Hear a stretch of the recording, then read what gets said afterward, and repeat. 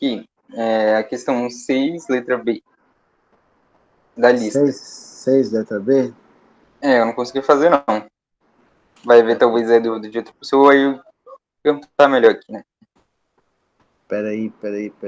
Deixa eu achar aqui.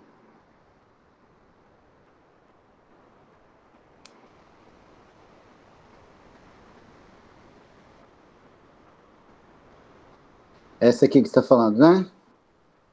Você está vendo minha tela aí? Isso. Qual é a letra? B. Davi, olha só.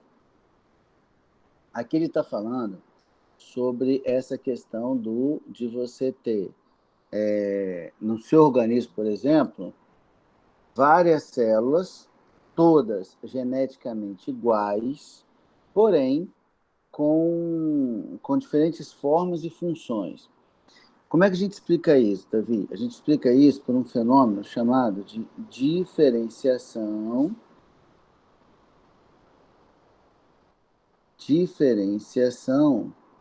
celular. Eles, licença aqui rapidinho. Pode falar. A Marcela tava pedindo. Ah, tá. Entrou já. Pode deixar. Entrou? Tá. Então, olha só, diferenciação celular. Como é que justifica você ter, por exemplo, uma célula muscular que tem essa forma e uma função, uma célula epitelial que tem essa forma e uma função, uma célula nervosa, essa forma e essa função, se geneticamente elas são iguais? É esse processo de diferenciação celular. Então, qual é a diferença entre todas essas células que compõem o seu corpo, Davi? Quais genes estão ativos. A diferença entre uma célula muscular e uma célula epitelial e uma célula nervosa é qual é o conjunto de genes que está em atividade. Sacou? Então, se você pega o conjunto de genes que está em atividade na célula muscular, não é igual ao conjunto de genes em atividade na célula epitelial, que também não é igual ao conjunto de genes em atividade na célula nervosa. Esse processo de ligar e desligar genes, a gente chama de diferenciação celular. Ficou claro? Ficou. Eu lembrei agora que você tinha explicado, só que eu esqueci. Aí quando eu fui fazer a lista, eu não soube. Tranquilo, sem problema. Pessoal, em relação a essa lista, aproveitando aí, algo mais que vocês queiram perguntar? Eu parei na 18, 16, não sei, aí eu não sei o resto. Eu parei na 16. Tá, eu vou ver se eu posto para vocês um gabarito. Não sei se essa aqui eu deixei gabaritado. Não deixei. Para poder, né? Quem não fez ainda. Uma coisa, galera, que eu queria combinar com vocês era uma avaliação. E eu pensei na sexta-feira. Ah, não, na sexta-feira eu não tenho aula com vocês. Deixa eu pensar aqui. Só tenho aula hoje. Só se eu disponibilizasse, fizesse igual no passado, né? Disponibilizasse um tempo fora do horário. O que vocês acham? Eu acho melhor. Que na quinta-feira, que a gente tem aula com você, a gente tem aula, tem prova de física também. Entendi. Mas, por exemplo, assim, só que esse ano, galera, eu não vou fazer aquele esquema do ano passado, o ano letivo, eu tô falando. De colocar um final de semana inteiro para fazer uma prova, não, beleza? Aí pensei em fazer o seguinte: pode ser o sábado, pode ser a sexta. Semana que vem, Ashley? Tá, mas aí eu tinha pensado em fazer assim, deixar umas 2 horas de prazo para vocês fazerem a prova. E aí você está sugerindo o quê, Ashley? Só o outro fim de semana?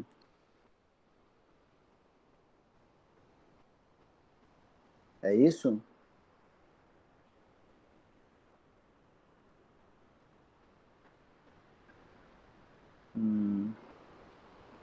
Porque hoje é... Não, mas é semana que vem mesmo que eu tô falando. Não, hoje é segunda, gente. Tô pensando Ah, é na outra sexta, né? Tô achando que hoje é final de semana, tô doido já. Beleza, o outro final de semana, tipo... Tipo, umas 2 horas no sábado de manhã, o que vocês acham? 2 do 7, Raquel? Tem algum problema para vocês, galera? Marcar um programa para fazer Sábado isso? é dia 3, então, professor. Ah, você tá botando dia 2 é o quê? Sexta? Sim, porque você falou sexta, mas É, não, deixa eu pensar então, 26. é dia 3/7. Então, o que vocês acham?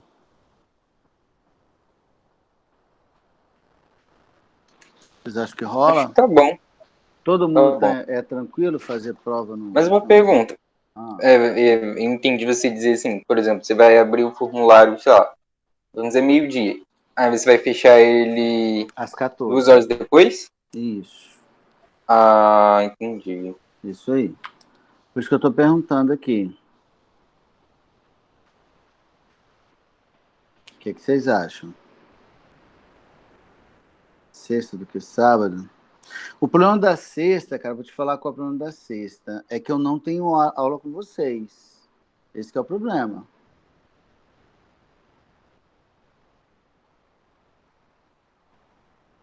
O que vocês acham? Mas sábado você também não tem aula com a gente ainda. Sim, mas eu sei, claro, mas vocês não têm aula nem comigo nem com ninguém, né? É. É, pode ser 6 de manhã também.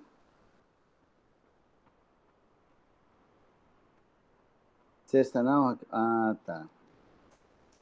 Entendi. Tem algum impedimento de ser no sábado de manhã? Alguém fala assim, não, professor, de manhã não dá para mim. Sábado de manhã não dá para mim. Não vou nem perguntar por que não, galera. Assim, é porque, na verdade, a prova tem que ser aplicada de segunda a sexta mesmo. Eu estou tentando ver um esquema melhor que fique bom para todo mundo, entendeu? Se tiver algum problema no sábado de manhã, não tem, a gente pensa numa outra solução. Algum problema em relação ao sábado de manhã?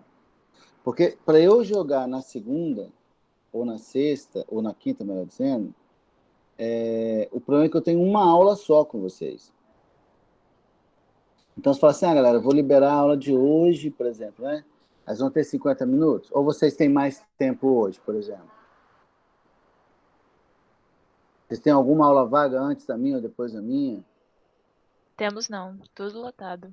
Tudo cheio, né? Quinta Uhum. também, né? Quinta também. À noite uma opção também. Para mim, tanto faz. O que vocês acham aí?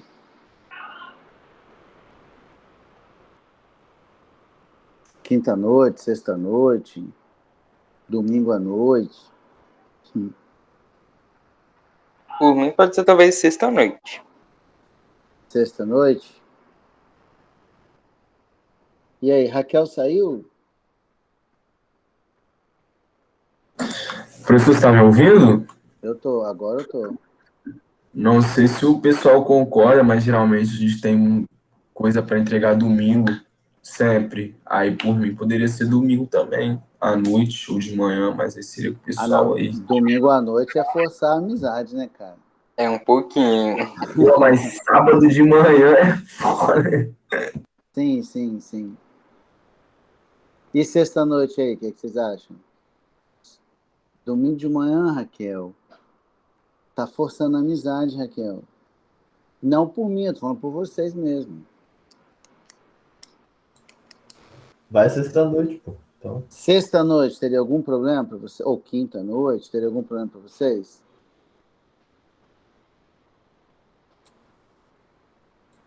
melhor fazer durante a semana logo, porque final de semana fica livre, né? Eu prefiro fazer durante a semana também. Uhum. Ó, quinta não dá. Sexta à noite dá? Melhor que sexta-noite, porque quinta a gente tem prova de física e já vai ter passado a prova, sexta é tranquilo. Sexta é bom? Algum impedimento na sexta noite? Aí libera-se umas 19 às 21. mais ou menos? Nenhum problema?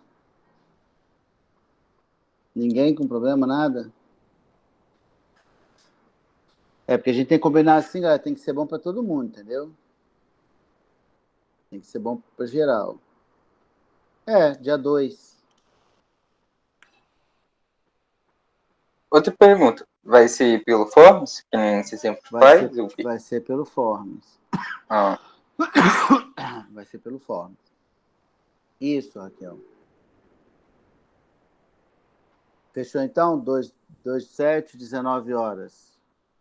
Aí dá tempo de acabar a aula, vocês comerem alguma coisa. Pode ser?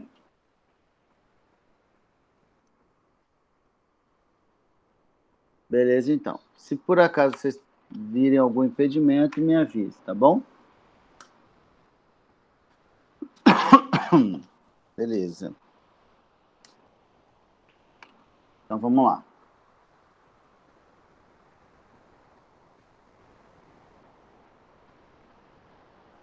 Nós terminamos, galera, o papo aqui, nossa última conversa, falando sobre a questão das transfusões, não é isso?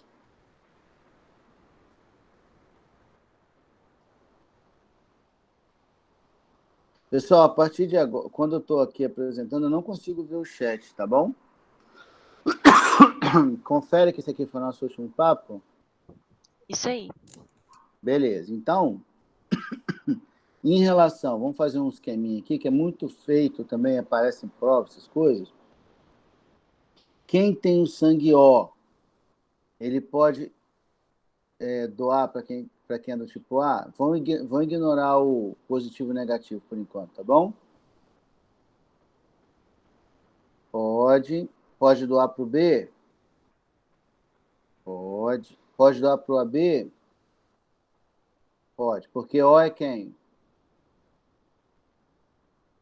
doador universal? Doador universal. Só lembrando que o doador universal é o O negativo, certo? E, obviamente, O pode doar para ele mesmo, certo? O A pode doar para ele mesmo e pode doar para o AB. O B pode doar para ele mesmo e pode doar para a B também. E a B só pode doar para ele mesmo, até porque o AB é quem? O receptor universal, certo? Então, esse esqueminha aqui, pessoal, deixando de lado um pouquinho a questão positivo e negativo, lembrando que positivo só doa para positivo, negativo só recebe de negativo, beleza? Então, negativo não pode receber de positivo, porque senão ele gera uma resposta imunológica, tá bom? Bom,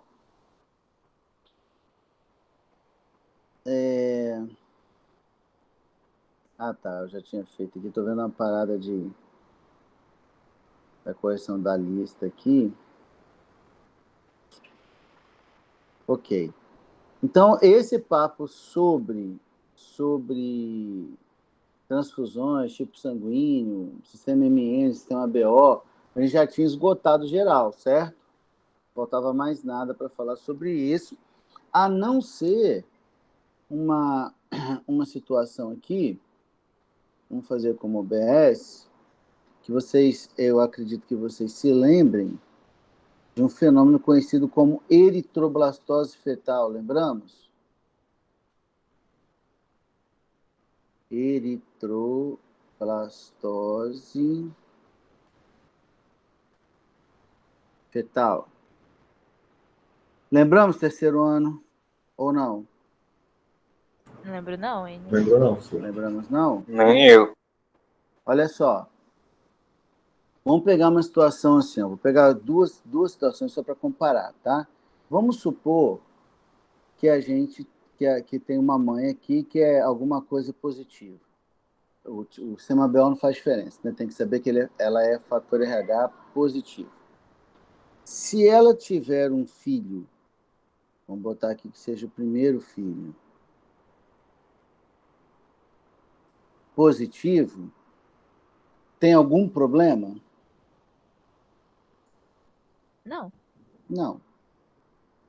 Se ela tiver um segundo filho negativo, tem algum problema?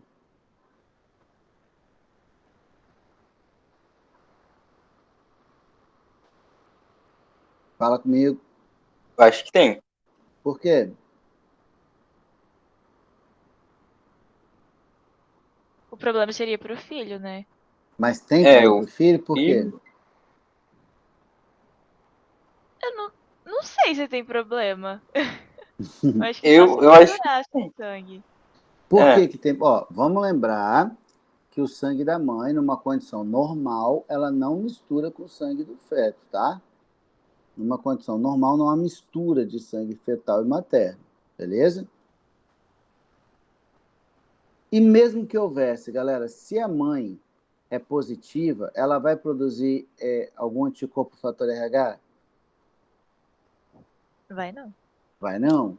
Então, para qualquer filho, independente da ordem, positivo ou negativo, fará alguma diferença ele ser positivo ou negativo? Nenhuma não. diferença. Então, aqui, de boa, sem problemas, ok? O problema, ele pode acontecer aonde? Quando a mãe é RH negativo. Aí pode dar problema. Qual é o problema, galera? O problema é que se a mãe é RH negativo, para ela o fator RH não é normal, não é conhecido. Como não é conhecido, ela pode vir a produzir anti-RH no caso de ser estimulada. Lembrando, pessoal, que o anti-A e o anti-B a gente produz normalmente, porque depende de quê? É estimulado por quem? Pelas bactérias da flora intestinal. Isso aí, claro, pelas bactérias da flora intestinal. Agora, o fator RH, você tem que ter contato com ele, se você for negativo, para produzir anticorpos. Se você não tiver contato, você nunca vai produzir anticorpos para ele. Então, vamos pegar uma situação aqui, ó. Vamos supor que essa mãe teve um primeiro filho RH negativo. Lembrando, não há mistura de sangue fetal e materno, ok? A mãe, ela entra em contato com o sangue fetal durante o parto. Então, durante o parto, né, quando se corta o cordão umbilical, na placenta ainda tem sangue, etc. Então, a mãe pode ter contato com o sangue fetal e, nesse momento do parto, ela ser sensibilizada para a produção de anticorpos. Como o filho é negativo, o contato do sangue do filho com a mãe não vai fazer nenhuma diferença para ela, concordam? Porque ela também é negativa, certo? Certo? Beleza. Vamos imaginar agora um segundo filho que seja RH positivo. Esse segundo filho RH positivo, durante o parto, ela vai ter contato com o sangue dele. Então, quando a mãe tiver contato com o sangue desse segundo filho, a mãe ela vai ser sensibilizada, ou seja, ela vai passar a produzir anticorpos anti-RH. Então, nesse momento aqui, você tem a sensibilização materna. Beleza. A partir de agora, esse filho vai ter algum problema? Nenhum problema. A mãe teve contato com o sangue quando ele nasceu. Então, sem problemas. Se essa mãe tiver um terceiro filho, RH negativo, a mãe já está sensibilizada, hein? Se essa mãe tiver um terceiro filho RH negativo, vai ter algum problema para a criança? Não.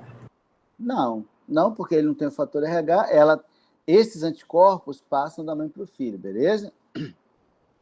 Mas como o filho não tem o fator RH, para ele também não vai ter problema nenhum. Agora, o próximo filho que for RH positivo, aí esse filho vai ter problema. Por quê? Porque os anticorpos produzidos pela mãe vão atravessar a barreira hematoplacentária e vão chegar até o feto. E ao chegar ao feto, esses anticorpos vão começar a aglutinar as hemácias da criança, né? E claro, se você tiver um quadro de aglutinação, né, nesse caso aqui, ó, esse filho vai ter suas hemácias aglutinadas. Lembrando, galera, que a hemácia está transportando gás de oxigênio e o feto está em desenvolvimento, ou seja, o feto está bombando na atividade imune, então é justamente nesse momento que ele precisa de oxigênio, de muito oxigênio. Graças aos anticorpos maternos, as suas hemácias estão sendo destruídas. E aí, o que o feto faz? O feto é obrigado a apelar. E ele vai apelar como? A medula óssea do feto vai começar a liberar na corrente sanguínea hemácias ainda jovens, hemácias ainda imaturas, tá?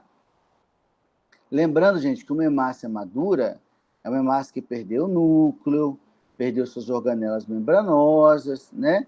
Uma hemácia jovem ainda tem tudo isso. A hemácia jovem tem o núcleo, a hemácia jovem tem as organelas. Beleza? Então, essa hemácia adulta, ela consegue transportar muito gás de oxigênio. Essa hemácia ainda não diferenciada não consegue fazer esse transporte com eficiência. A hemácia adulta, ela é chamada de eritrócito. E a hemácia jovem é chamada de eritroblasto. Esse sufixo blasto, ele quer dizer isso, jovem, maturo e tal, beleza? Então, esse feto, o que ele começa a fazer? Ele tem uma queda no número de hemácias por conta do processo de aglutinação. Para tentar minimizar o problema, ele começa a liberar hemácias imaturas. Aí ele tem um aumento da taxa de eritroblastos na corrente sanguínea. Daí o nome da doença ser eritroblastose. É o número de hemácias imaturas lançadas na corrente sanguínea tem um aumento considerável. Como elas são menos eficientes, isso acaba comprometendo o desenvolvimento desse feto, podendo levar a algum tipo de problema de má formação durante o seu desenvolvimento. Ok? Ou não ok? Professor, eu fiquei com a dúvida. Você não falou que o filho não tem contato com o sangue da mãe? Sim, então, por que acontece isso? Mas é porque o anticorpo passa. Por exemplo, apesar do sangue não ter contato, Davi, coisas da mãe devem passar para o feto, certo? Gases, nutrientes, assim como coisas do feto devem passar para a mãe. Excretas, gás carbônico, entendeu? Então, algumas substâncias atravessam a barreira hematoplacentária. Célula não, mas anticorpo, mas molécula sim, né? E anticorpo é só uma proteína. Então, ok, pode passar.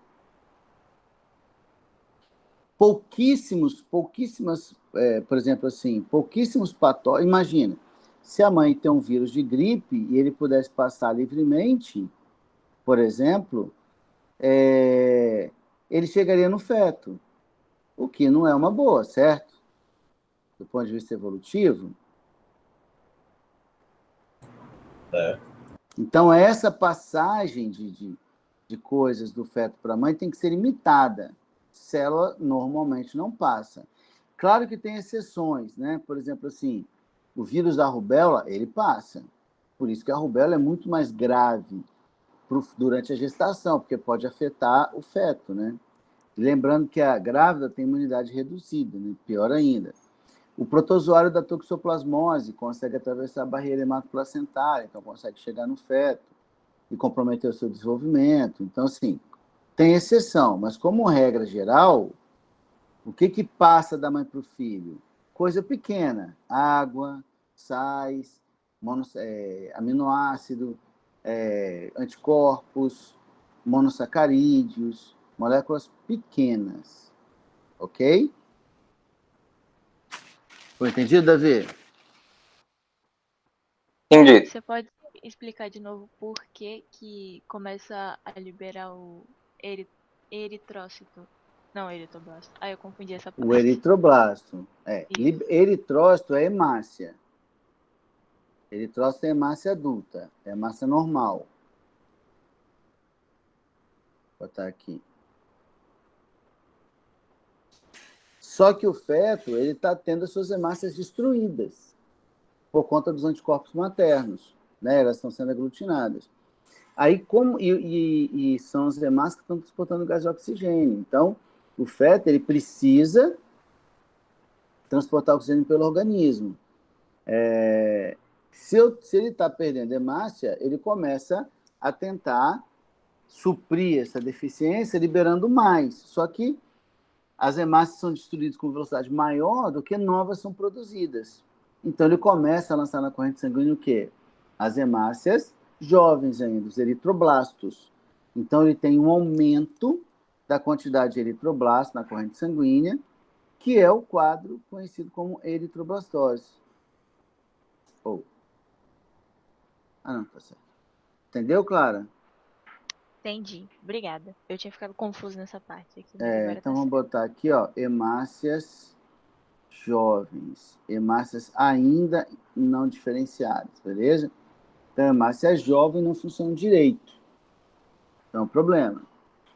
Beleza? Bom, e aí, galera? Qual é a solução para a situação?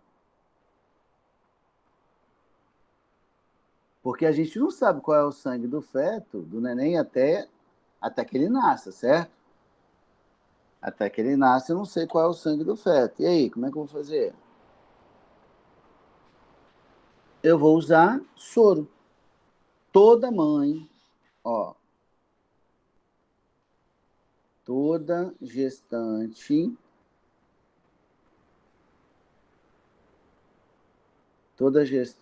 RH negativo recebe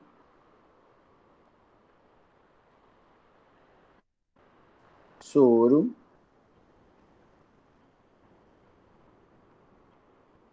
anti-RH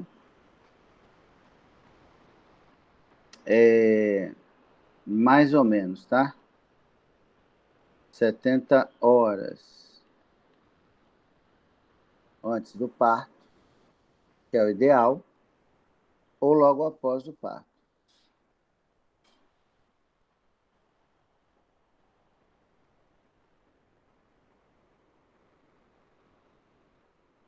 O ideal é antes, tá bom? O ideal é antes. Para que o ideal é antes? Porque soro é o quê, galera? O soro anti-RH vai ter o quê?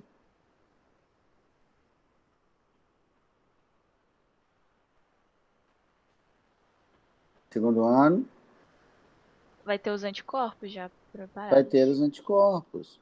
Então, a ideia de eu aplicar soro na mãe antes do parto, na mãe negativa, antes do parto, é para que, caso o filho seja RH positivo e caso a mãe tenha contato com o sangue do filho, ela não vai ser sensibilizada. Por quê? Porque os anticorpos que ela recebeu, os anticorpos prontos, já vão dar conta daquele fator RH que ela teve contato. Então, o que esse soro vai impedir? Ele impede, na prática, a sensibilização da mãe.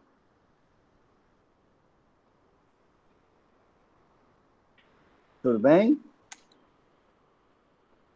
Por exemplo, quando uma pessoa sofre um acidente com cobra, por exemplo, ou um animal peçonhento qualquer, aí ele vai tomar soro para aquele veneno. Ele vai ficar imunizado contra o veneno? Não. Não. Se ele for picado no outro dia, ele vai ter que tomar soro de novo. Né? Então, a ideia do soro aqui é não deixar que a mãe seja sensibilizada por fator RH para que o próximo filho RH positivo não tenha nenhum problema. Tudo bem? Peraí, então, por exemplo, se a pessoa tiver 3 filhos, ela vai ter que tomar 3 soros em cada parto. Isso, um em cada parto, né? Isso, falei errado. Isso aí. Toda mãe negativa, ela tem que tomar o soro. Toda mãe. Porque, como eu disse, não tem como saber qual é o sangue do filho antes que ele nasça. Então, para prevenir qualquer sensibilização, ela já toma, normalmente, antes o soro, antes do parto. É o ideal, para diminuir qualquer possibilidade de uma sensibilização, mesmo que ela seja pequena. Porque quando você toma depois do contato, você pode ter uma sensibilização, mesmo que reduzida. Dá um exemplo assim, ó. Pessoas que trabalham com animais peçonhentos, tipo no Butantan, por exemplo. Né? Você tem aquelas pessoas lá que lidam com aquelas serpentes, com aquelas aranhas venenosas, com escorpiões e tal. Então, eles precisam, né, cuidar desses animais. Então, eventualmente, vai rolar um acidente. Né? É normal que aconteça. É normal, assim, é comum que aconteça. Então, tem várias daquelas pessoas, por exemplo, que lidam com cobras peçonhentas, que eles recebem, né, nos acidentes, algumas picadas durante sua vida, assim. Então, o cara levou uma picada, mas está dentro do Butantan, tem um soro. Ele leva uma picada, vai lá, toma o soro. Só que ele ficou um tempinho com contato com veneno antes do soro, pequenininho, mas, né, tempo pequeno, mas houve. Aí, no outro dia, ele toma outra picada, toma o soro de novo. Daqui a um mês, outro acidente. Então, ao longo de anos, ele pode, né, ser submetido a 2, 3 acidentes. Então, esse cara, você vai ver, quando você olhar lá, analisar o sangue dele, você vai ver que ele tem anticorpo veneno daquelas cobras. Por quê? Porque houve um contato em algum momento, tá? Então, há uma sensibilização nesse sentido. Então, por isso que eu digo que o ideal é tomar antes do parto, para que não haja nenhuma possibilidade de sensibilização da mãe, ok? E aí vale a regra, pessoal. Filho de quem que pode ter eritroblastose? Filho de mãe negativa. Filho de mãe positivo não vai ter eritroblastose nunca, porque a mãe não produz anticorpos anti-RH porque ela tem. E qual é o filho que sofre? É o segundo positivo. O negativo nunca vai sofrer nada, mas o primeiro positivo também não sofre nada, né? Ele só sensibiliza a mãe, mas a partir do segundo positivo, todos sofreriam, caso fosse positivo, né? Todo segundo filho, terceiro filho, quarto filho positivo teria eritroblastose, no caso da mãe ser sensibilizada. Ok?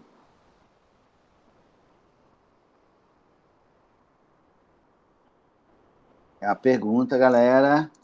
Ok. Ok. Ninguém na dúvida, nada? Tranquilo. Bom, e a gente tem um caso aqui, pessoal. Aí eu fiz uma observação, né? Vamos chamar de observação 1 aqui. E a gente tem um outro caso. Vamos chamar de observação 2, que é a seguinte. Eu acho que eu não falei com vocês lá para cima. Não falei. Um belo dia, quando eu escrevo assim, já aparece imediatamente, está dando um delay demorado assim? Parece na hora. Na hora, né? Ótimo. Olha só, um belo dia eu estava falando sobre isso, uma turminha de menino pequeno, 7º ano, alguma coisa assim. Aí a menininha veio para mim, depois eu vi que ela estava me olhando, falando, alguns alunos participando, e ela olhando sério para mim, ela falou bem assim: professor, igual essa parada que eu fiz assim, né, cadê? Eu fui pegando exemplos, fulaninho é assim, fulaninho é assado e tal. Aí eu fiz nessa turminha também. Aí a menina falou bem assim: professor, olha só, meu pai é O, minha mãe é A e eu sou B. Aí eu falei, ela falou assim, né, como é que é isso? Aí, pô, imagina a minha situação. Consegue realizar a cena? Vocês estão me ouvindo, gente? Sim. Sim, professor. Porque Um pouquinho, olha, né? É. nessa condição, ó, izinho, izinho. Isão A alguma coisa. De onde que saiu o isão B? Concordamos? Ah, poderia ser um caso de adoção. Sim, poderia, que ela não sabia. Poderia ser até né, uma situação de um caso extraconjugal, poderia, que ela também não sabia. E aí, só que se ela não sabia, galera, não ia ser o que ia contar, né? Imagina a treta que uma parada dessa daria. Qual foi a minha sorte? A minha sorte foi que o pai era O. E por que minha sorte que o pai era O? Porque existe uma situação chamada de falso O. Eu cheguei a comentar isso com vocês? Não. Não cheguei, não? Existe uma situação conhecida como falso O, também chamada de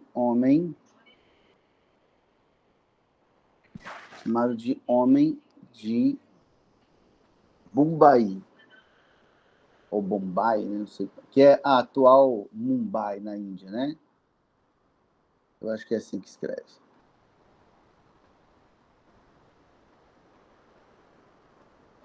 Essa cidade mudou de nome, beleza? O que é isso aqui, galera? Isso aqui é um caso de epistasia.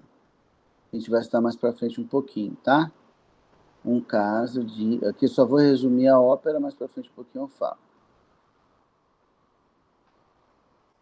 Como assim um caso de epistasia? Nesse caso de epistasia, você vai ter um par de alelos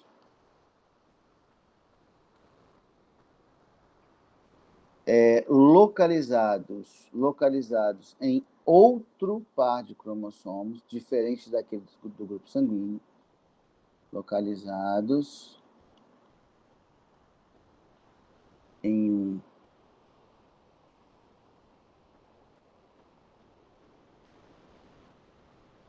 par de cromossomos diferente do que tem dos genes do tipo sanguíneo, que podem interferir na expressão desses alelos do tipo sanguíneo.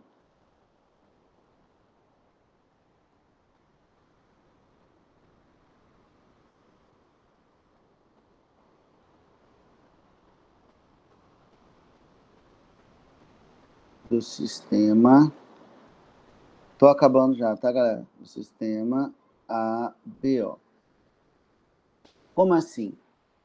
Você tem, na prática, isso funciona assim, ó, você tem um determinado alelo, vamos chamar de alelos epistáticos,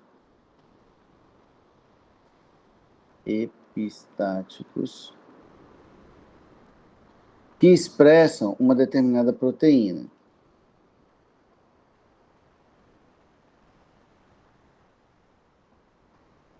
Aí, o que acontece? Os genes do sistema BO, vamos botar assim, vamos botar aqui, ó, os alelos do sistema BO, alelos do sistema ABO, o isão A e o isão B, né? Pegam essa proteína e convertem no aglutinogênio.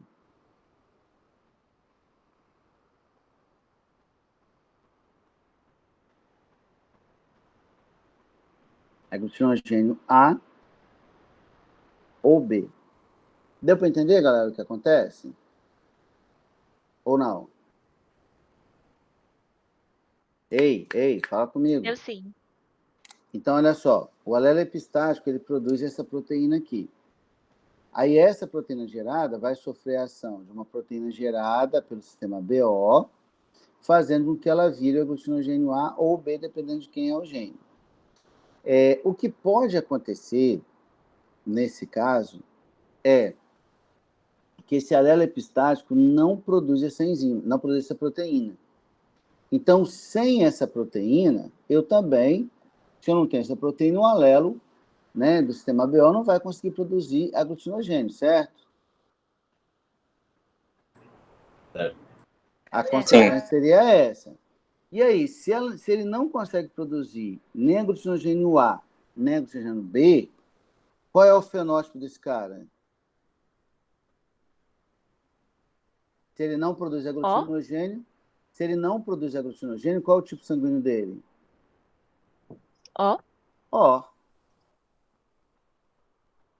Quem não tem aglutinogênio é o tipo O. Então, às vezes, o cara ele é isão A, por exemplo, ele é do tipo A geneticamente, mas o fenótipo vai ser O. Deu para entender? Por exemplo, assim, ó, esse cara aqui, ó, ele poderia ser tipo A, B ou AB, do ponto de vista genético, né? Então, o genótipo dele poderia ser qualquer um desses três. Nesse caso da epistasia, o fenótipo dele seria O. Então, esse cara, ele é classificado como um falso O. Por isso que o cara falso O, ele pode ter um filho que, teoricamente, não poderia ter. Com genótipo que ele não poderia ter. Deu para entender o que é falso O? Sim. Pera, então isso aí vai acontecer se os alelos epistáticos não produzirem a proteína, que os alelos do sistema BO não vão conseguir produzir o aglutinogênio. Que a proteína, essa proteína que esse alelo produz, é tipo a matéria-prima para gerar aglutinogênio. Então, sem essa proteína, mesmo que eu tenha os genes isão A e isão B, eu não consigo ter o aglutinogênio, porque eu não tenho matéria-prima para produzir. Então, eu sou tipo B? Beleza. Eu sou tipo A? Beleza. Eu sou tipo AB? Beleza.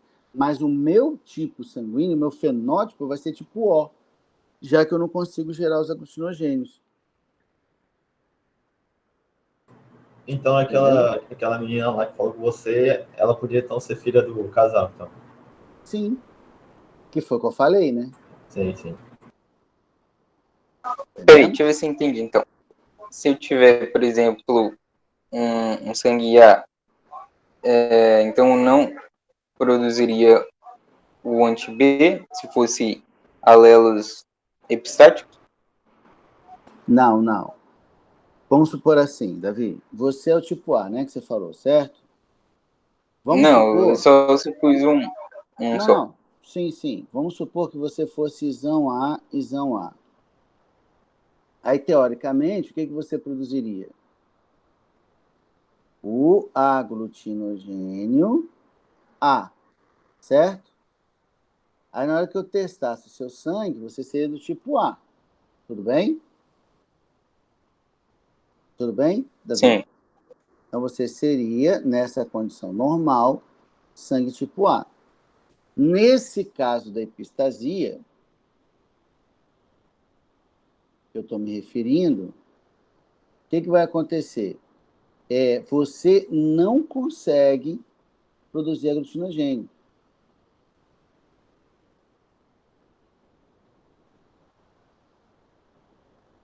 Então, esse gene que você também tem vai impedir a produção do aglutinogênio. Se você não consegue produzir aglutinogênio, beleza? Você não tem aglutinogênio, certo? Nesse caso. Qual é o tipo sanguíneo que não tem aglutinogênio? Davi? O O. Então, você, quando fizer o teste sanguíneo, você vai ter o sangue O, mesmo sendo geneticamente A.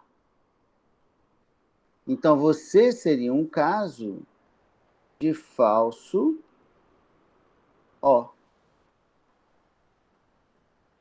Porque você geneticamente é para o A, mas o seu fenótipo é para o O. Entendeu? Então, isso pode dar um problema em transfusão? Não, porque o que importa Não? na transfusão é o seu fenótipo.